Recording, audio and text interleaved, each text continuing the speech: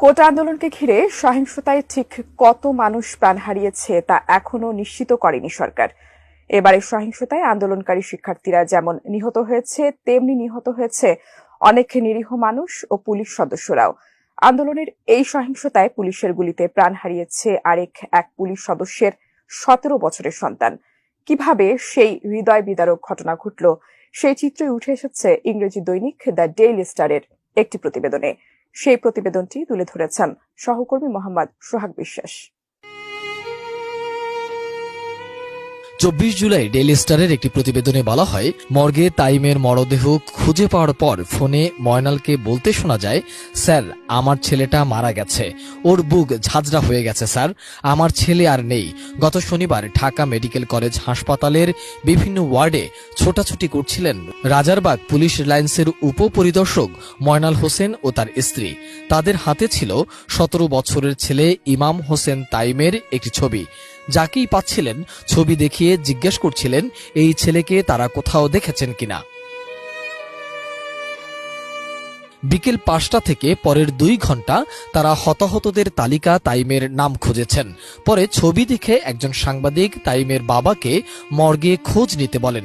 সঙ্গে সঙ্গে জরুরি বিভাগের লাশ ঘরের উদ্দেশ্যে দৌড়ে যান তিনি। একজন লাশ ঘরের দরজা খুলে দিলে ভেতরে ঢোকেন তারা। সেখানে পড়েছিল রক্তে ভেজা ছড়া গুলিবিদ্ধ তাইমের নিথর দেহ। ছেলের মরদেহ দেখে স্তব্ধ হয়ে যান ময়নাল হোসেন। তার স্ত্রী মেঝেতে পড়ে মূর্ছা যাওয়ার আগে চিৎকার করে বলছিলেন, ও আল্লাহ, আমার পোলারে কে মারলো? তুই আমারে না বইলা কেন বাইরে হয়েছিলি?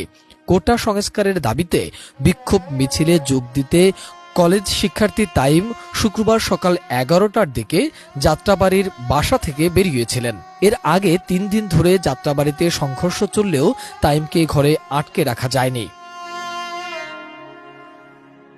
ওই প্রতিবেদনে আরো বলা হয়, ঘণ্টাখানেক পর তাইমের বাবা মাকে কেউ ফোন করে জানায় তাদের ছেলেকে গুলি করা হয়েছে।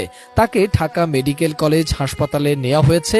ময়নাল বলেন, কোটা সংস্কারের দাবিতে আন্দোলন শুরু হলে আমার ছোট ছেলে তাতে যোগ দেয়। তাকে শুরু থেকেই না করেছিলাম আন্দোলনে যেতে, কারফিউর মধ্যে তাকে বের হতেও না করেছিলাম, কিন্তু আমার কথা শোনেনি। মর্গে তাইমের মরদেহ খুঁজে পাওয়ার পর ফোনে ময়নালকে বলতে শোনা যায়, স্যার আমার ছেলেটা মারা গেছে, বুলেটে ওর বুক ঝাঁঝরা হয়ে গেছে স্যার, আমার ছেলে আর নেই। তিনি প্রশ্ন রেখে তাকে বলেন, একজনকে মারতে কতগুলো গুলি লাগে স্যার? ছেলে গুলিবিদ্ধ জানিয়ে ঊর্ধ্বতন কর্মকর্তার কাছ থেকে ছুটি নিয়ে এসেছিলেন ময়নাল। ফোনে কথা বলার সময় অপর প্রান্তে কে ছিলেন তা নিশ্চিত করেনি ডেইলি স্টারের ওই প্রতিবেদনে।